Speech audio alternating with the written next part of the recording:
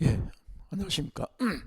김정겸입니다. 예, 목소리가 아침 일찍이 강연하냐고 좀 갈렸습니다. 아, 저 시험이 얼마 안 남았네요.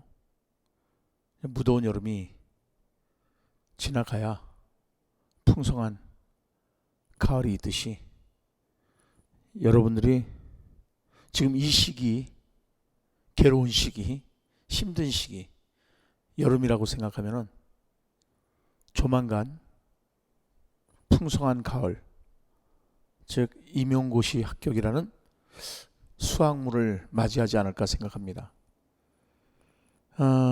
저는 진인사 대천명이란 말을 싫어합니다.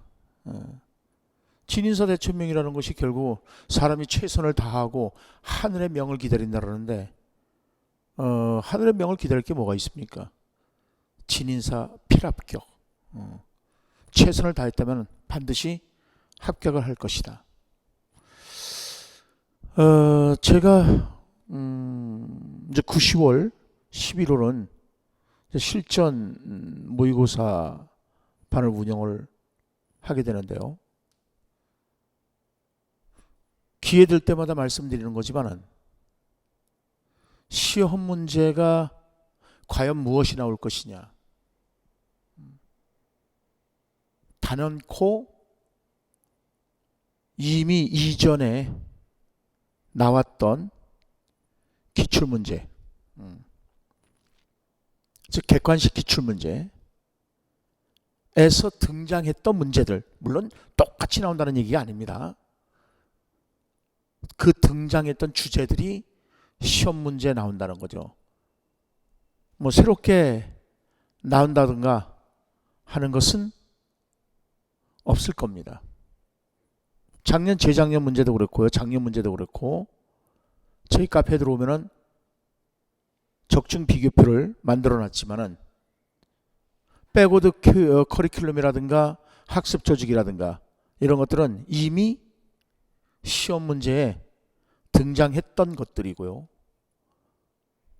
따라서 올해도 그 수준에서 시험 문제가 나오지 않겠느냐 하는 생각을 하고 있습니다. 근데 만약에, 진짜 만약에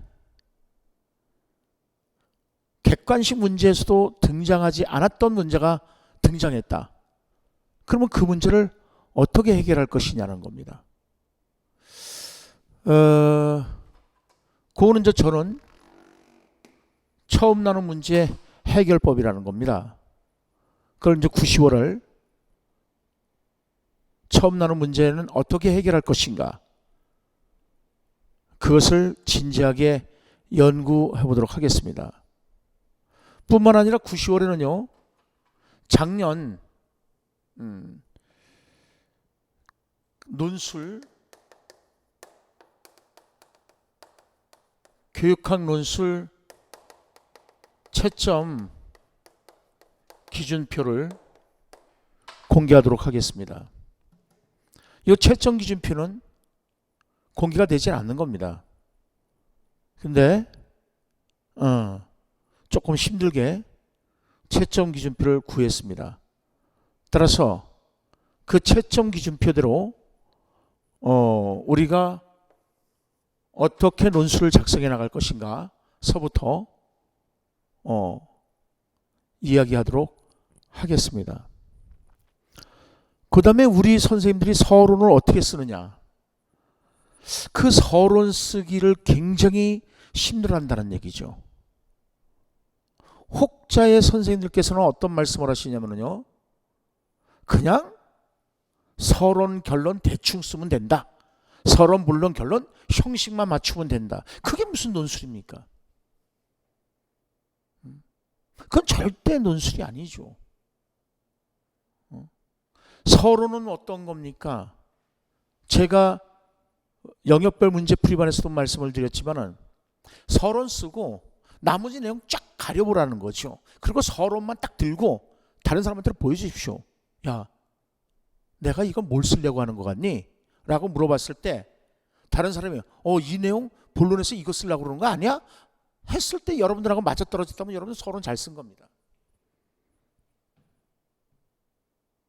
근데 서론 그냥 대충 써도 된다고요? 그건 말이 안 되는 거죠. 왜? 논리적 일관성이 없는 겁니다. 따라서 5점에서 형식은 맞췄을지 몰라도 그러면 1점이겠죠. 논리적 일관성이 없는 겁니다. 그러면 5점 만점이라고 했을 때 나머지 4점, 3점은 어떻게 책임질 겁니까? 진짜 그 논술의 논자도 모르는 사람들이 이야기를 하는 걸 가지고 여러분들 그게 참된 진리냐 생각하고 글을 쓰고 있습니다. 그건 잘못된 거죠. 바로 잡아야 되겠습니다. 그래서 서론을 어떻게 쓸 것인가? 단독 과제형은 서론 쓰기가 참 힘듭니다. 그래서 여러분들 우리가 7, 8월 영역별 문제풀이 할 때 그 서론 쓰기가 굉장히 힘들었던 겁니다. 단독 과제형은요. 근데 여러분들은요, 적어도 4개, 그죠? 4개나 5개의 문제가 주어지지 않습니까? 그 4개나 5개의 논제를 가지고 서론을 쓰면 되는 겁니다. 그 마사지 기법을 9, 10월에 여러분들한테 알려드리도록 하겠습니다. 물론 본론은 그 논제들을 이제 풀어나가면 되는 거죠. 그랬을 때 논제를 풀어나갈 때 이 논제들이 4가지 논제가 주어졌을 때 이 4가지 논제가 각각의 개별 문제냐 아니면은 1, 2번 문제는 논리적 일관성을 가지고 3, 4번 문제가 논리적 일관성을 가지고 1, 2번, 3, 4번 두 개로 쪼개서 1, 2번과 3, 4번은 논리적 관계가 없을 때는 연결고리가 필요 없습니다. 그래서 4개의 논제가 주어졌을 때 1번과 2번은 연결고리가 있을 때는요, 당연히 매개 문장을 써야 되겠죠. 1번 논제 써주고 나서 이 1번 논제 내용을 쓰고 나서 그 2번 논제 내용으로 들어갈 때 1번 논제와 2번 논제가 논리적 관련성을 가지고 있다면 당연히 매개 문장이 들어가야 된다는 거죠. 만약에 1, 2, 3, 4가 다 개별적인 문제라면요, 매개 문장 필요 없습니다. 그냥 똑똑 떨어뜨려서 글을 쓰면 됩니다. 따라서 여러분들 논리적 일관성이 있는지 없는지를 반드시 찾아서 써야 된다는 겁니다. 그 채점 기준표, 아까도 말씀드렸지만 채점 기준표를 발표하면서 여러분들한테로 말씀을 드리겠습니다. 그 다음에 핵심 키워드입니다. 핵심 키워드만 외워서는 절대 훌륭한 글을 쓸 수가 없습니다. 근데 대부분 어떻습니까? 핵심 키워드만 외워라, 핵심 키워드만 외워라. 그래서 핵심 키워드는 나열해라.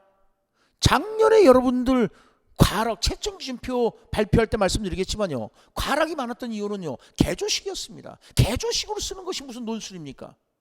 그건 절대 논술일 수가 없습니다.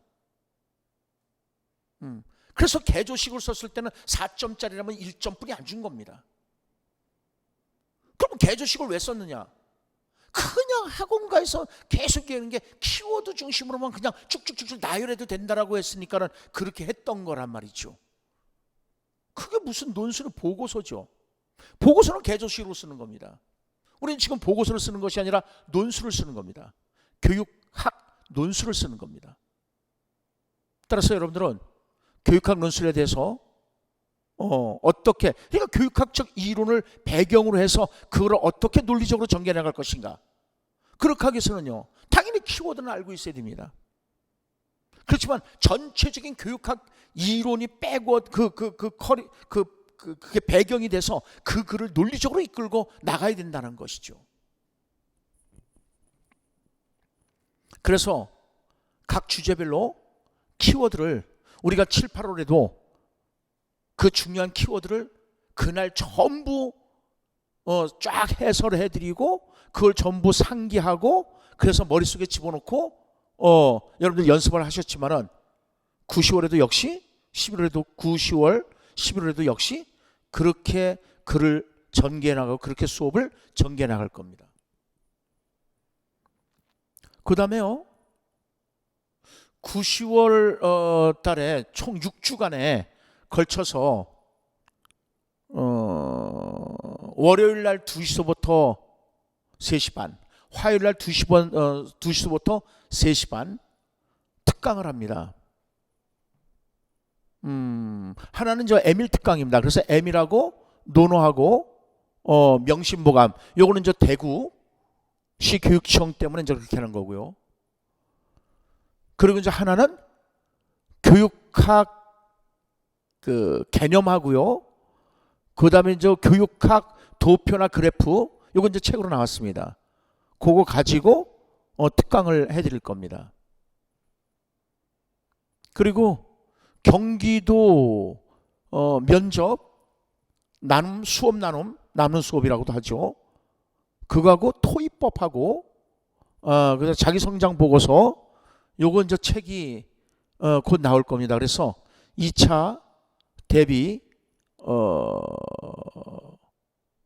수업도 12월 때는 진행하도록 할 겁니다. 물론 대구시 면접, 심층 면접 그것도 강의를 하도록 하겠습니다.